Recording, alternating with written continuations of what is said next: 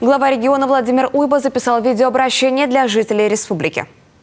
Бурлун Дунайортис, добрый день, уважаемые жители республики. Сегодня я провел заседание оперативного штаба по обеспечению устойчивого функционирования экономики. Мы рассмотрели и утвердили региональный план мероприятий по обеспечению устойчивого развития Республики Коми в условиях внешнего санкционного давления. План состоит из нескольких блоков.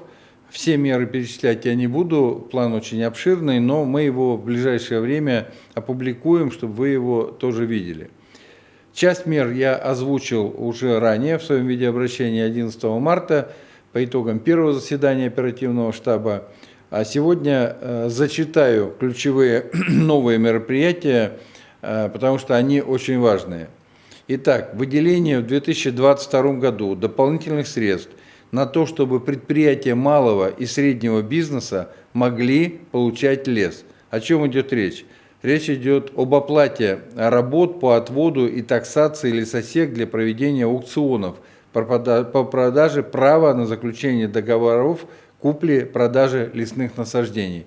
Об этом еще в прошлом году нас спросили именно малые предприятия, малые и средние предприниматели, которые занимаются заготовкой леса. В дополнение напомню, что мы будем выделять субсидии на возмещение затрат по модернизации и расширению производства пеллет и топливных брикетов. В ближайшее время утвердим программу по переходу всех мазутных и угольных котельных республики на топливные брикеты и пеллеты. Это позволит предприятиям, которые ранее экспортировали биотопливо за рубеж, переключиться на внутренний рынок сбыта. Ну и, соответственно, оставить здесь и внутренние деньги, и налоги, оставить в республике. Создание Центра импортозамещения Республики Коми в целях замещения импортируемых в Республику Коми товаров, продукции отечественного производства и продукции дружественных зарубежных стран. На сегодня такая номенклатура составляет более 400 позиций. В ближайшее время перечень будет направлен в Минпромторг России для организации дальнейшей работы с субъектами по замещению критически важных позиций. Создание регионального логистического центра в Республике Коми для решения проблемных вопросов предприятий по поставке готовой продукции, ввоза сырья и материалов. Утверждая принятие плана, данный центр уже создан в соответствии с приказом Минэкономразвития и промышленности Республики Коми от 14 марта 2022 года. Определен состав логистического центра, в числе которого представители крупных производственных предприятий Республики Коми и ОАО РЖД. Подробнее о создании логистического центра в Республике Коми расскажу в своем следующем видеообращении. Могу сказать, что на самом деле сегодня выстраивание логистических цепочек не менее важно, а может даже более важно, чем, допустим, поставка экспортных составляющих, потому что можно найти экспортные составляющие, материалы, какие-то химикаты, но если не выстроить логистику и не доставить их к месту производства, то первая часть работы практически не нужна. В план включены мероприятия по работе с системообразующими предприятиями. Кроме того, Минпромторг России рассматривает наши предложения по дополнению российского перечня системообразующих предприятий Республики Коми. Есть предварительное одобрение по 5 таким предприятиям. Ситуацию держим на контроле. Также планом предусмотрены мероприятия по развитию сельского хозяйства, мероприятия по поддержке занятости населения, общесистемные мероприятия, такие как мониторинг ценовой ситуации, запасов, напряженности на рынке труда, деятельности предприятий.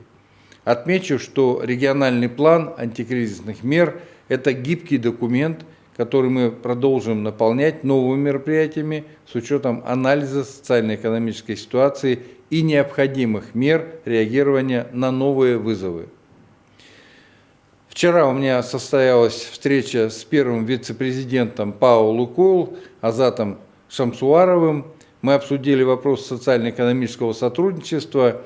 Руководство компании подчеркнуло, что на территории Республики Коми в сложившейся геополитической ситуации «Лукойл» не намерен менять своих производственных планов. Об оптимизации численности персонала речь также не идет. Учитывая, что «Лукойл Коми» – это крупнейшее добывающее предприятие в республике, это серьезный вклад в сохранение социальной стабильности в регионе, а также кадрового и промышленного потенциала с расчетом на новые проекты в будущем. Как и многие годы до этого, «Лукойл» остается надежным партнером, в первую очередь партнером именно социальным, ответственным работодателем и налогоплательщиком для Республики Коми. Что касается перспектив, сегодня «Лукойл Коми» обеспечивает 85% от всей добычи нефти по республике. У предприятия очень солидная ресурсная база, обеспеченность запасами составляет около 35 лет. Это только то, что уже разведано и закреплено в лицензиях. При этом «Лукойл Коми» продолжает открывать новые залежи.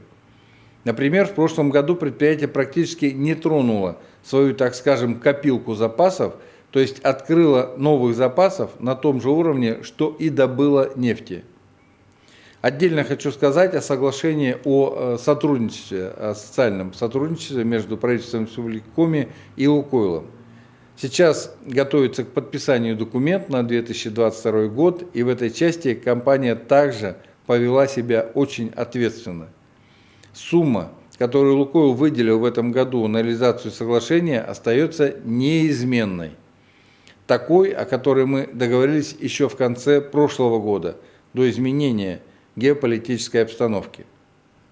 Я хочу добавить в этом еще при обсуждении мы договорились о том, что не изменится именно левая колонка. А что такое левая колонка? В левой колонке это перечень мероприятий.